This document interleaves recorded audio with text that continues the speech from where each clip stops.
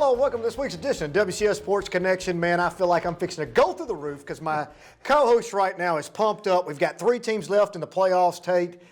It's a good day to be in the WCS Sports Conference. Quarterfinals, baby. The quarterfinals. If you can't get fired up about this, you need to check your pulse. Here's the thing I always say every year on my show, brother. If you win Friday night, that means you're practicing on Thanksgiving, and that's a big deal. Not a whole lot of people get to practice on Thanksgiving. We got 3 guys. Unfortunately, one of those is going to cancel the other one out, but we got 3 teams that got a chance to practice on Thanksgiving. That's a big deal. I'm fired up, brother. Well, I'm glad you're fired up. I feel like Mean Gene Okerlund sitting in the backstage right now. Listen, great week. Why is it another great week for the WCS Sports Conference? Well, for you basketball junkies, right. We tip off Hall of Fame games tonight. Now, I got a question. It's varnish. I got a varnish. I like it. It's popcorn. Dribbling of the basketball. The murmur of the crowd. The murmur of the crowd. The 3-point of balloons. the shoes. That's right. The fist pump, air guitar playing, chest bumping action is fixing to begin. We've got new digital scoreboards out there that blow people away. We've got teams, different looks, different kids. Some gone. You go back, you look at this week, you've got Grayson Murphy almost averaging a triple-double right now. 2-0 Belmont.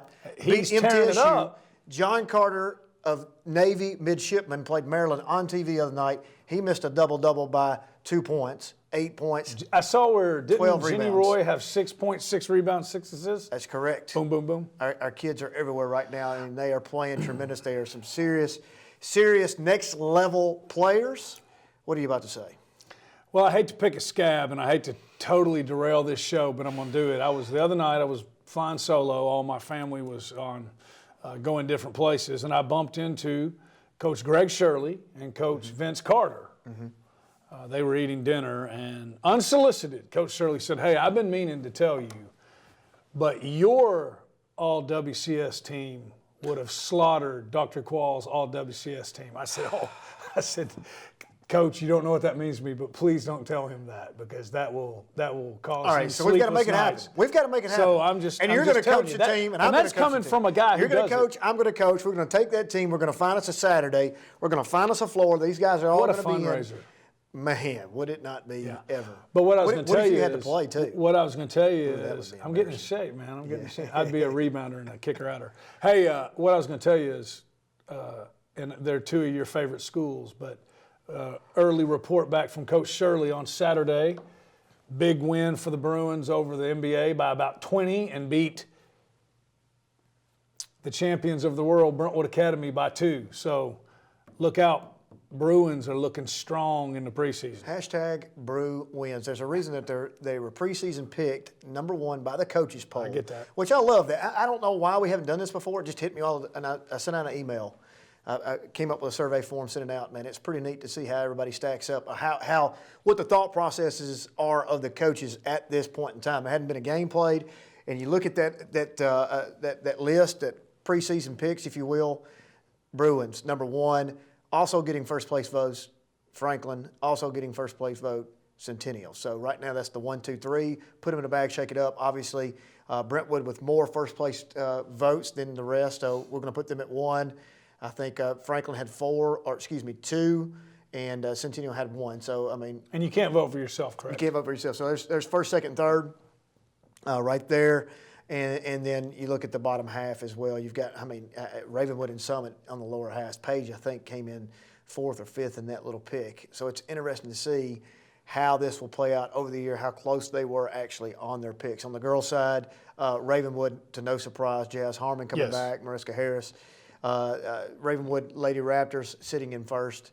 I think Coach Thrash thinks he has something to say. Coach Thrash has some things. He's going to use his bulletin board material. I think he's kind of waiting in the weeds, looking, if you know what I mean, maybe in a parking lot, looking in on the opponent, thinking, I've got something for you. And he's going to put that 4th place or 5th place, whatever they finished, up there, as well as Coach Wild finished in that 4th, 5th ranking too. So don't think that won't be plastered all over their locker rooms. No doubt. All right, so let's talk football. We will get to basketball, not this week, but next week we'll talk about it. We'll have a little bit of action to talk about. We'll get the Hall of Champions. It's been going on for 26 years now. The Hall of Champions game, where all the money is spent on the Hall of Champions. I haven't seen that Hall of Champions go up yet, but we keep playing those games. Is that really what that is? Yes. Gross. Does that fall into the category of gross? It's time to put the flag up and get on the stump. Oh my gosh, I did not know that. Yes, but anyway, Hall of Champions games, they count. Who knows what they are? They used to be exhibition games that didn't count, only if you won, obviously. Right. Those games. At your discretion. Yeah, that's right. These games are going on this week. There'll be 2 of them played this week, so we'll have something to talk about next week about the Hall of Champions games. There's some interesting matchups. You usually go out of your box and comfort zone and play somebody that you wouldn't play during a normal year, because it doesn't count unless you win. So we'll have something to report on. We'll do a full basketball scale next week. Hopefully not for 3 weeks. However, we are in the quarterfinals of the WCS playoffs in football. 3 teams enter. 2 could potentially come out. We hope that we have the maximum amount moving forward, which would be 2.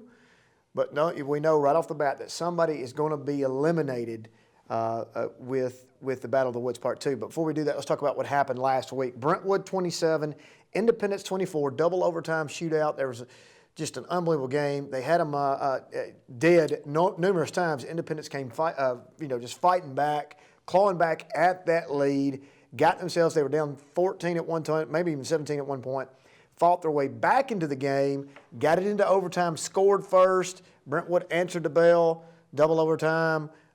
Brentwood scores a field goal, and then Independence has the opportunity to go and score and fumbles. Yeah, and you knew it was going to be an exciting game. Two really good 6A programs, a lot of firepower on the ground. I think the biggest thing is, and we talked about it, and the coaches talk about it all the time, it's so hard to beat these guys twice in a row in one season. The story for me is game 1 in the regular season, Independence over 500 yards in total offense. It was really, as Coach Crawford said, embarrassing, right? And the defense obviously stepped up big time for the Bruins, goes to double overtime, and could have gone either way, but a great, great game. You expect nothing less, but get into overtime, and then these guys don't get mentioned. I love these kind of things. Jack Wells forces the fumble, and then James Scott comes up with the recovery. I'm telling you, you were in high school once, just like I was, and those are the kind of plays that are remembered. These are the kind of games that are remembered. Those are the kind of plays that are remembered, and they'll be talking about that. Those guys, Jack Wells and James Scott, they'll be coming back 10 years from now, and people will still be talking about that play. So it was big time, and you're right. Every time it looked like Brentwood was going to put it away, cash to Sheffield for 70 yards or whatever. Man, I'm going to miss TJ Sheffield. He is one of the most exciting guys to come out of here. As big of a recruit as Van Jefferson is, and the great player he was exciting. I think TJ might be the most exciting receiver we've had in a long, long time, man. Anytime he gets the ball, he had a chance to take it back. And Isaiah was just as exciting. But anyways, another big-time performance for him, just not enough. All right, so 2 points that you just made. One is take away the football. I cannot say enough positive things about TJ Sheffield and the character of that young man and the way he carries himself as an ambassador to the school, ambassador to WCS, and everything that he does. So I wish him the best of luck. I've never really watched a Purdue Boilermaker game, but I have watched some this year just because of the fact that he's going there. So there you go. That's the TJ effect. That's what he affects me, man, in a positive way. I want him to do well. I want Purdue to do well because he's going to Purdue. I think he's going to make a difference maker. Isaiah Collier, it blows. I'm going to get on my stump. You should. Mr. Producer, put the flag up. NAIA. Division II, Division III, non-Skyly Pioneer Leagues. Are you kidding me? We don't even have a single offer for Isaiah Collier. That is mind-blowing to me. Coach, do you know how many? Who all's offered him? And then, so what you're saying is you're not comfortable or confident enough in your own evaluation abilities. If you think he can play, who cares who else has offered him? That's right. Again. You're telling me this guy can't play OVC level ball? Come on, man. Can he play for the Governors? He could have used him the last 4 weeks. I mean, this guy on special teams, he's not. Here's what I get sick and tired of: the eye test, the boxes that have to be checked. He's not big enough. He's not tall enough. He's not fast enough. He's not this. He's playing 6A football at the highest level. This guy's got over 1,000 yards receiving. Special teams, I don't even know what he's got special teams. I've seen him take it to the house. You've seen him take it to the house. Yes. You saw him at CPA, up front and center, take it 98 yards to the house, opening kickoff. That was Collier, but he took the. That's who I'm talking about. Oh yeah. That's right. I got on TJ for a second. Stay with me. No. I know. Stay with me, American Dream. No. You're right. I saw him take it back, and then I saw him take another one back on a pass reception, and I don't get it. Somebody's going to get a gem. Somebody's going to get a steal. And here's the bad thing. Here's the gross thing, is then he'll get to that level. Let's say he were to go JUCO, and then all these other guys are going to want to come in on. Come on, man. Yeah, you like that. Be loyal. You really like that, don't you? Yeah. Late to the game. Boys. That's right. Late to the game. Hey, be loyal. You got to be loyal to your state school. Where were you 2 years ago? But you go down the list and you start looking at other players, not just him. Michael Burdick, a semifinalist for 5A Mr. Football. He obviously does not, when you start looking at those boxes they want to be checked, he may or may not check many of those off. But are we watching what's happening on the field? He's a football player. Do we watch what he does in the secondary? Do we watch? Come on. I mean, here's all the schools that come through here, Division II, Division III, NAIA, we put a lot of kids out. But there's a lot of kids that for whatever reason. Yeah. Well, I can remember this back in the days, like in the 80s and the 90s with Brentwood Academy. You were a product of, you were a victim of your own success. And it's a compliment to WCS. It's a compliment to these coaches. A lot of times they'll say, yes, he's a great player, but he's playing in a great system with a great coach, and he's maxed out. Does that make sense? Yes. That is not the case with Isaiah Collier. Somebody's going to get a gem. And I think, again, and here's the thing. This is what I try to tell people. Who am I? But I do think I have a pretty good outlook on this. At the end of the day, who cares as long as, if that's what you want to do, if you want to play college football, who cares if you make your decision in November or if you make it in February?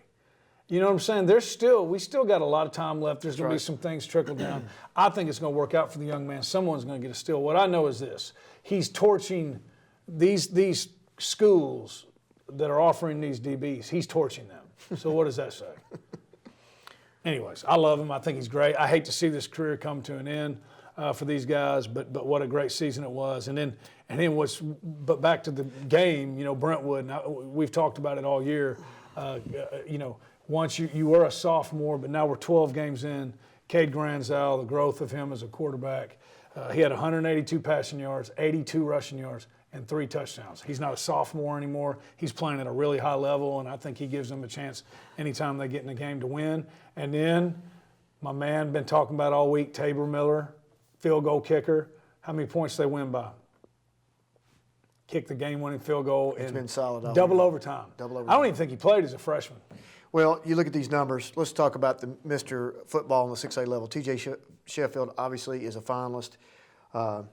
Listen to these numbers.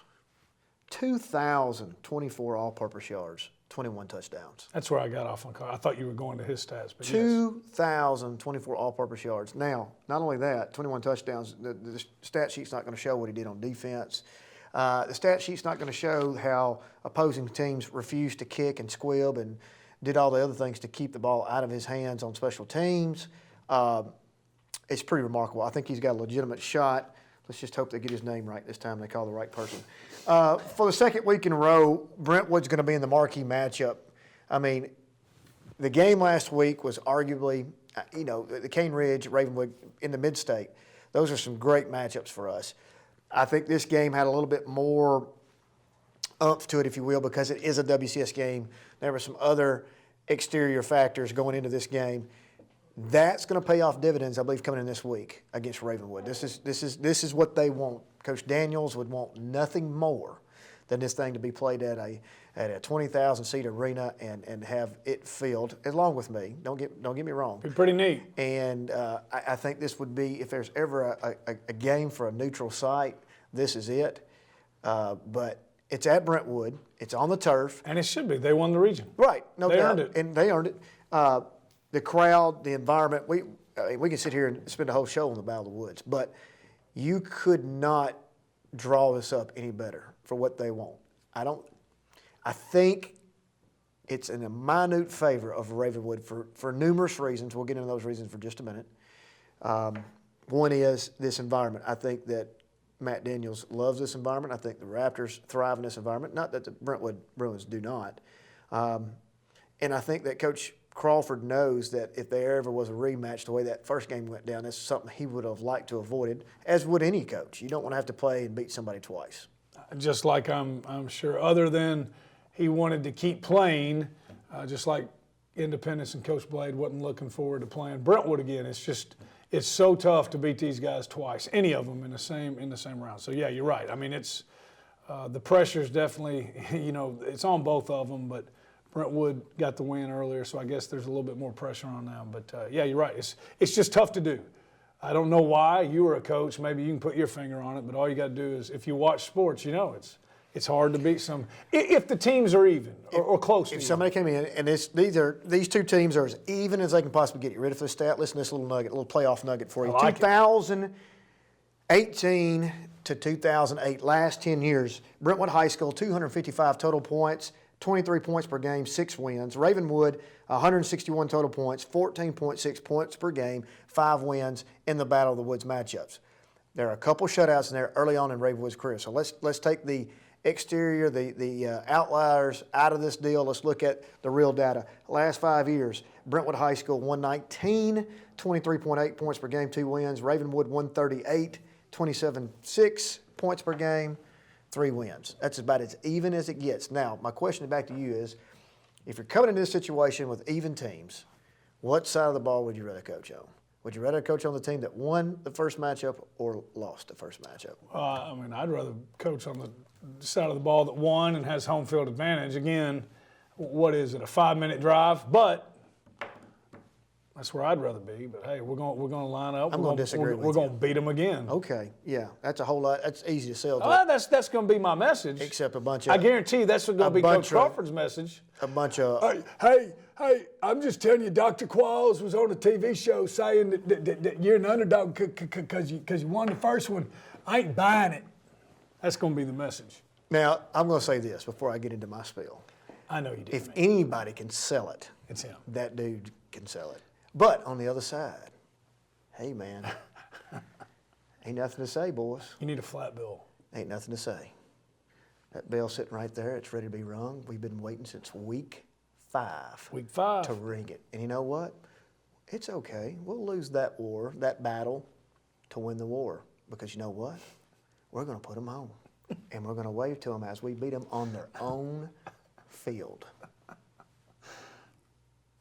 You need to send that to him. Sounds like that. All that I don't needs have to. to. I'm just telling you. It's always easier to sell it from that side. I get it. You disagree. You think it's easier. We beat them once, we're going to beat them again. Yeah, let's go. No. Them guys back there like they are some dogs that haven't been fed. That's right. You got to change. Look, we holding them back. The gates are fixing to open, and here they come. This is going to be an epic matchup. It'll be pretty big. I don't even know how to sell it anymore. Hey, and he's already they've played one less game. They're more rested. Crawford's already playing the underdog role. Did you read his quotes? Well, I'm sure. Yeah. Hey, it's become psychological up until 7 o'clock. I know this. It's going to be awesome. They never disappoint. It's going to be fun. cold. It's going to be football weather. Yeah. It's going to be packed. Packed. But make sure you don't. I don't think you are. We don't. As excited as we are about that, you don't want to overlook what a huge win Ravenwood had on Friday night. And we're going to get to that. I do want to finish up this Brentwood Independence piece right here.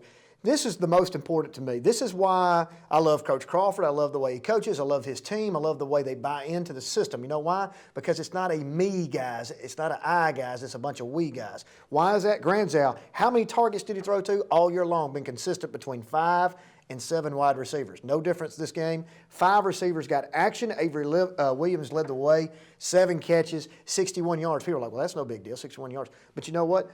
He got 61. McKechnie got 61. Merrill got 41.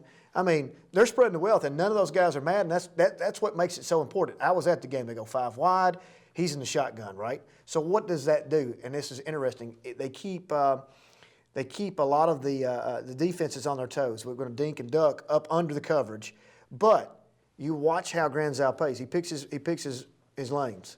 So when it's time to duck and go, he goes, he gashes for 7 to 8. Now the defense lines up. Now linebackers got to pay attention to it. We throw a little screen or we throw some out. Boom, Walker Merrill 41 to the house. Spread them out.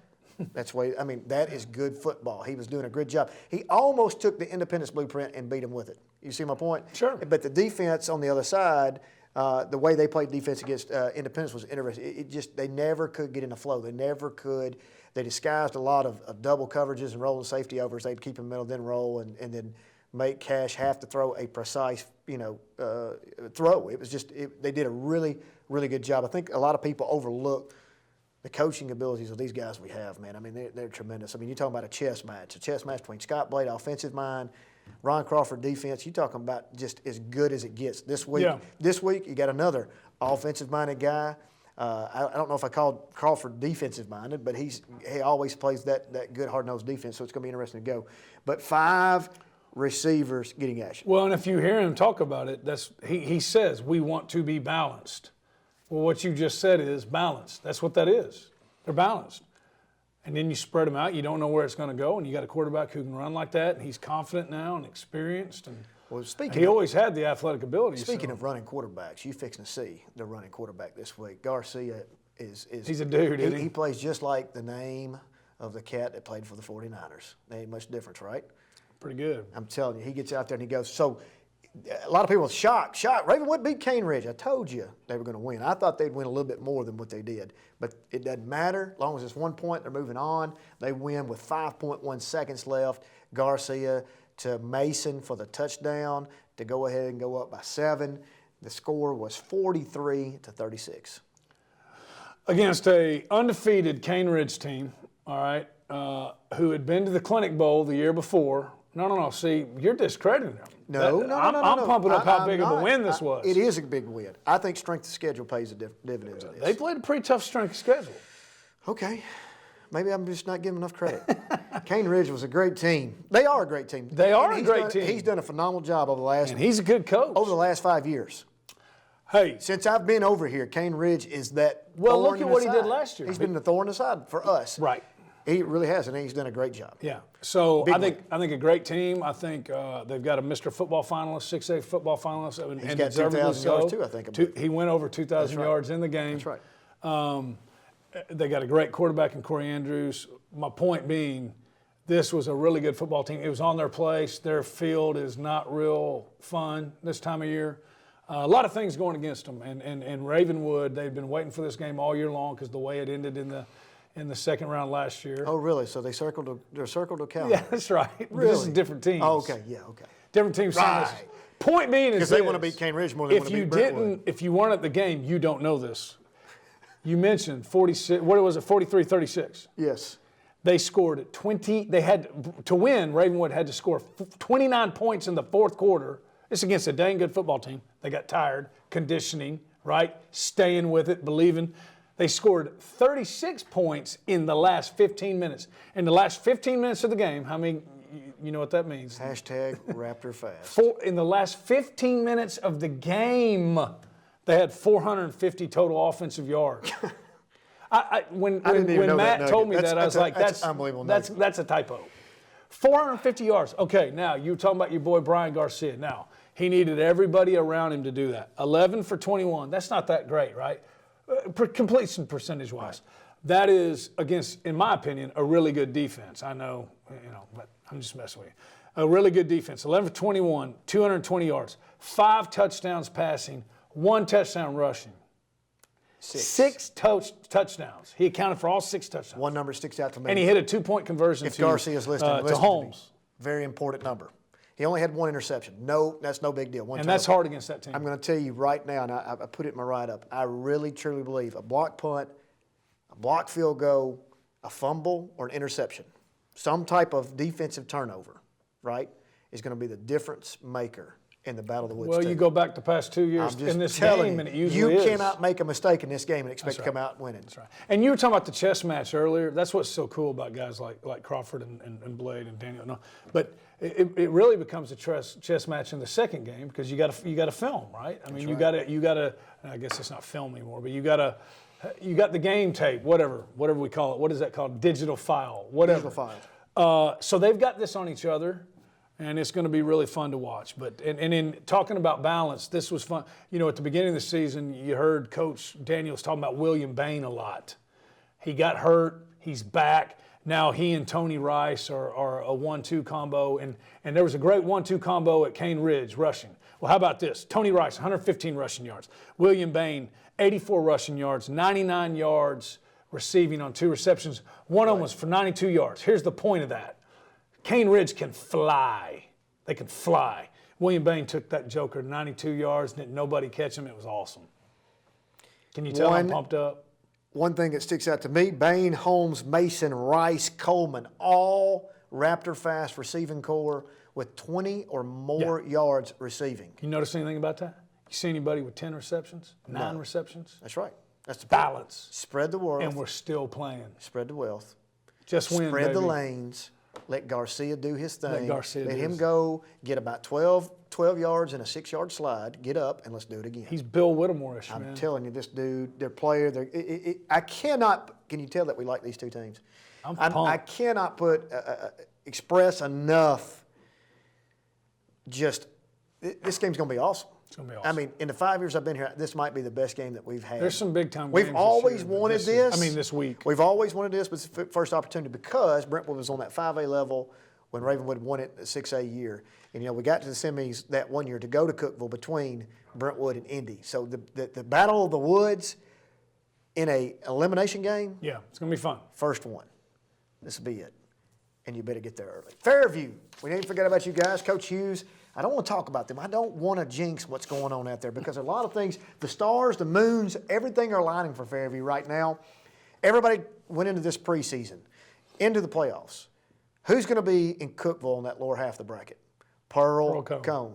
Well, Pearl Cone's going to be watching at the house this week because they got beat by a 3-win Stratford. They only had, matter of fact, you know how bad Stratford got beat by Pearl Cone? 56-0. Exactly. Yeah. And they come back and win. That's why they play the game. Stratford's coming in this week. They're hot. They've won 3 of their last 4 games, Tate. Makes me a little bit nervous. This team, obviously you can't take anybody light at this point in time. They just beat probably, arguably, the best team on this side of the bracket. But it has paved the golden way to Cookeville for Coach Chris Hughes with Cam Harris-Lusk. Let me tell you something else. Cam Harris-Lusk up for 3A Mr. Football. We talked about it a while ago. 1,581 all-purpose yards, 29 touchdowns. They did this big win against East Nashville, 33-22, which a lot of people thought they were going to lose, without Nardozzi. Without Nardozzi. Think about that. East Nashville's really good. Big win. Big win. I think they should have won, and they did. Could that have been his best, most quality win of his career? Over Cam Harris-Lusk or Hughes? Hughes. Well, he's had a lot of them. Yeah. I mean, you take the Page games out. This is against an East Nashville team. Yeah, they were good, man. Really good. And that's what's so neat about this is what do you when you see a matchup like that, you automatically think, oh, well, East Nashville is going to out-athlete them, or if they, they're going to have to keep East Nashville from out-athleting them. No, Cam Harris-Lusk out-athleted them, all right? But as big as Lusk's performance was, Blake Russell, we don't give him enough. It's my fault. I should have been on this more. Dude, he had 3 interceptions. He had 3 interceptions. What does that mean? All those game balls, I'm giving my game ball to Brody Cox. 18 carries, 56 yards, filling in for Nardozzi against a dang good East Nashville team. Their only loss was to Pearl Cone. And, man, those guys were coming and hitting. He did a great job. Really proud of him. That's a big, big win. My game ball goes to Brock Harris, and I'll tell you why. Brock Harris has never in his life been in a game of this magnitude. And They didn't have that last year. No, he's never been in that game before. And boy, I'm glad he's here. I'm just going to tell you right now, no joke. I can tell you right now, you could go one of 2 ways in a game like this, right? You really could. This kid's showing poise, moxie. This ought to give him the ability to the comfort zone to get into that game this week as well as they will play Stratford. Nothing changes. The game plan stays the same. Yeah. The teams are going to look almost carbon copy identical. Let's just go in, do our thing. Strength of schedule, once again, comes back into play on this. I think the Ravenwood matchup, things like that. You'll never see a team like Graham Barton staring you down, coming to get you like you did against Ravenwood. So go out there and have confidence. Cam Harris-Lusk is going to take us to the promised land. The road is paved in gold, my friend, and it's leading to Cookeville. Check this out. Fairview's played 12 games, okay? Now, one of these games was a 7-point outing against Ravenwood, who is still playing in the 6A quarterfinals. Another was Page, the Region, 6 5A champs? Is that what region they are? Region 5, 5A. Region 5 5A champs. 12 games, they're averaging 37 points per game. Now, half those games, not half, a third of those games, the boys are over eating popcorn with Dr. Jones, okay? 37 points per game. That's big time. If Cam Harris-Lusk gets one touchdown Friday night, that gives him 30 touchdowns for the season. That's unbelievable. So, but I will say this. I'm with you. I think everybody thought Pro-Con was coming. I don't think they will. I don't think Coach Hughes will let this happen. He's too experienced of a coach. But don't sleep on Stratford. You look at their losses. They lost to CPA, still playing. Hillsboro, still playing. East Nashville, Fairview just put them out. Maplewood, still playing. Pearl Cone, Father Ryan, Rossview, and Giles County. So it makes me a little nervous when you go into these type games. You get a hangover at the fact that Pearl comes out. So you just automatically assume by walking out there, I hope this is not a trap game. 4 times Fairview's been in this game. How many times have they won this game? Never. 0. Yeah. Got to get over the hump. This is the game you've got to beat. You'll never have, and I hate to use this word, an easier route, because it is an easier route. If you're playing Pro Cone, it's not an easy route. You're going to be at 14 to 21 point underdog. Yep. If you're playing Pro Cone. Well, you're not playing Pro Cone, you're playing Stratford. So you've got to take advantage. You got to put the foot on the throat. You got to push it. You got to go. You got to get yourself in this game. And if they win, I'm going to have a sign made up next week for next week's show that says, "We want Alcoa." So that's what we're going to have in that other bracket. So let's go. Hey, I'm going to mention something else too about Cam Harris-Lusk. 3 positions he's played in the last 2 years, and he's never once complained. Yeah. He was a starting quarterback at one point in time. He was a starting running back at one time, and he'd been asked to move to receiver. Not any of those opportunities, a lot of people would probably complain. Specifically, let's do the stereotypical, I'm the quarterback, no, we're going to move you at running back, or no, we're going to move you to wide receiver because that's going to best suit us as a team. A lot of people would get mad. A lot of people would transfer. He's a Mr. Football finalist. And he's a Mr. Football finalist. There is lessons to be learned in this, ladies and gentlemen, all the way from Gallatin to here. A good player that doesn't care and buys into a system will always thrive. Pretty neat. Fairview fans, get ready. Jalen Gupton is coming to town Friday. 6'6", 315 pounds. I promise you, he's the biggest dude you've seen all year. What position does he play? Nose guard and offensive tackle. So does my boy going to line up with him? Clevenger? Yes, I sir. hope. Get you a dose of that. I hope he puts him in a dang fireman's I'm carrier. just going to tell you right now, West Williamson, I can't wait. fellas, It's going to be awesome. that's my kind. Get ready. That's huh? going to be a good matchup right there. I can't wait to see that play. Unfortunately, Page falls. You mentioned Page earlier to Beach, 21-14. Page was driving, 2 minutes to go to tie this thing up, and a turnover just really pretty much cost them the game. I hate to see it because what a special season and what a fun team to watch. There were 2 things that couldn't happen in this game for Page, to not be successful. They couldn't let Beach go crazy rushing the ball, and they couldn't lose the turnover battle. Gave up 300 yards rushing, had 4 turnovers, which is uncharacteristic for them all year long, and they still almost won. That's how special this team was. Quincy Brock-Compton played big time, probably his best game, 19 carries, 138 yards, 2 touchdowns. 20 seniors. The season came to a close too soon against a really good Beach team, but 20 seniors, but still region champs, first time since 1999. In my opinion, you can't speak enough about what a great job Coach Rathbone and his staff did and his kids. Corey Woodruff wrote a pretty cool, did you read that? He wrote a pretty cool article. I think it was on Homepage. Homepage, yeah. I thought that was a really cool article. So I don't know if he watches, but shout out to him. Yeah. Anyways, you lost to a really good team. I think if you play 10 times, I think Page wins 7 of them. But sometimes that happens, life lessons to be learned, but what a great, great season. And I think Corey Woodruff hit the nail on the head. This is not a season to be disappointed in because the ending is something they ought to be very, very proud of. That is correct. Coach Rathbone, the job that him and his staff did is probably the best job he's done in his career. So congratulations to those guys. Thank you for being great reps, and congratulations on your region championship. Maplewood 28 ends Nolensville's season 3 points, 28-3. just a rough night for Coach Derrick and his crew. I really felt confident going in. It was one of those games. Now, it goes back to your favor of saying we beat them once, we'll beat them again. I really thought that they had this game circled. This is the game they wanted. They wanted Maplewood. They wanted to end their season and just couldn't get out of the gates.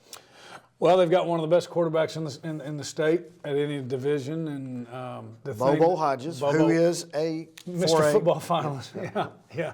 And 2 really good receivers, well, really 3. But I think the thing that gets lost, we mentioned, is, and if you went to that first Nolensville game, you know it. They got a really good front on offense and defense, and they're just a really good football team, man. And I think you can't commend Coach Derrick enough. First-year head coach, following a guy like Coach Hester, that's tough to do, right? Comes over and takes over from the defense coordinator position and takes over as the head coach. What a great year he had, a lot of firsts, and there were a lot of big-time performances this year for Nolensville. Just ran into a really, really good team, and a team that quite possibly you're going to see in Cookeville. I don't know what day 4A is in December, but you're going to see them in Cookeville in the Blue Cross Bowl. They got beat by a better team. That's all there is to it. But there's some great careers that came out of this first senior class. And Colton Dooley kind of got some things happening. Some things are going to fall in place for him. I hope so. Timmy Stayskull.